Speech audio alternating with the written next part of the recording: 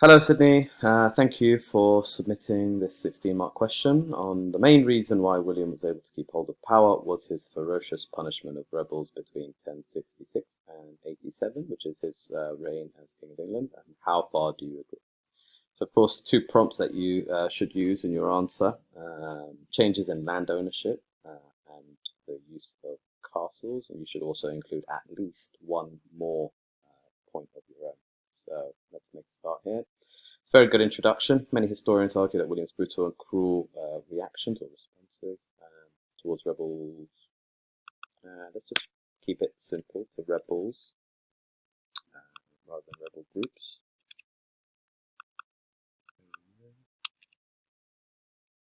Okay, so we don't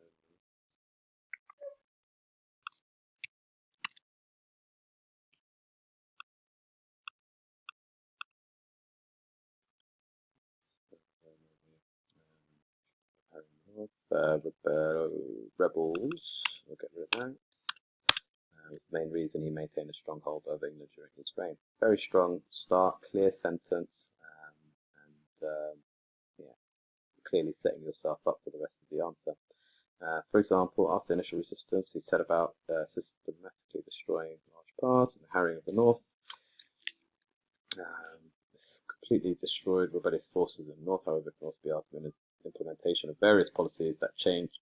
It can also be argued that his implementation of various policies that changed both the social structure in the country and the way it was ruled and controlled were what allowed him to keep hold of the power he gained after gaining the English throne. Okay, so you're arguing against the statement there. So you make a start here on his changes in land ownership. I think you could probably include, actually, yeah, you're fine here.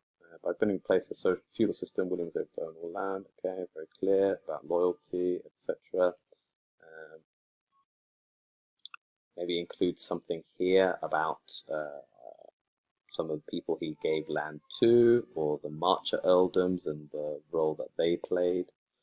That would be a good thing to include in this section, just to beef it out a bit. Another way that William was able to stay so powerful was by transferring most land owned by Anglo-Saxons to Normans. Very good. And we do talk about Edwin and Morcar there.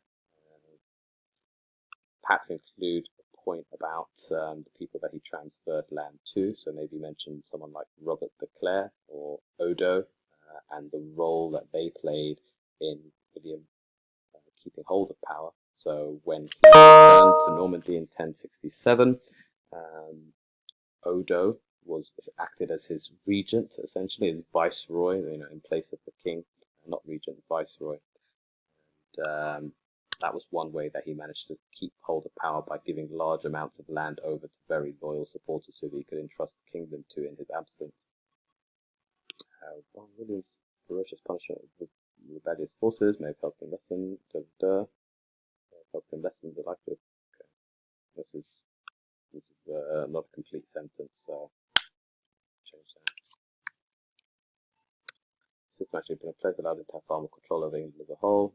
Okay, now you haven't actually said anything about the way that he treated rebels, and I think that's a huge omission for this question, because it's the whole key argument, essentially. You've given a clear counter argument, so there's a big paragraph here that you should include about the rebels in 1075, and then some of the rebels later on, particularly the way that he dealt with Odo in 1080.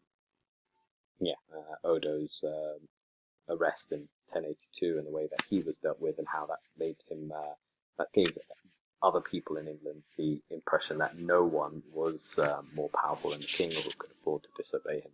So a couple of points about how he dealt with rebels would push you up, and then a conclusion as well. So let's just quickly talk through what sort of things you can include in your conclusion. Right, so here we are.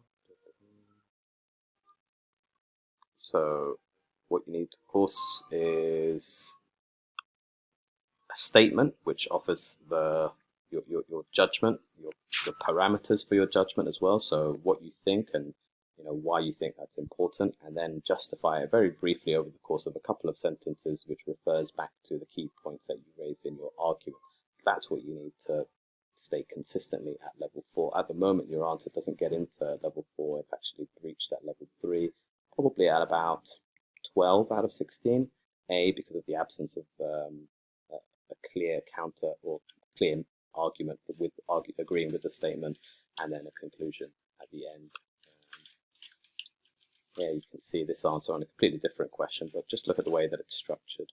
Overall, I disagree with the statement. I think that the main consequence of the harrying of the North was actually William establishing his control,